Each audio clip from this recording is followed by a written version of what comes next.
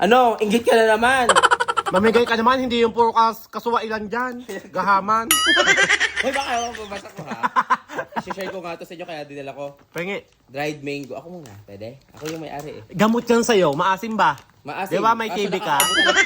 TB. Yan guys, ito nyo. Ang lalaki ng hibla guys sa inyo. Ilalagay ko sa iyo comment section at sa yellow basket. Ah. Ayun na. Hindi na kami manunungkit. May na-order naman palang ganare. Si Uy! Yan! Untog pa more sa sobrang sarap. Guys, dati kami nanunungkit laan kung saan lupalop at hindi naman namin puno. May nabibili naman palang ganaring ready to eat na. Dried mango guys. Ilalagay ko sa yellow basket kung saan namin nabibili ni Manuel. Ang sarap guys, manggang-mangga siya. Ngayon kasi magpipiknik kami doon. Dinala ni Manuel. Tama-tama. Papatikim sa amin.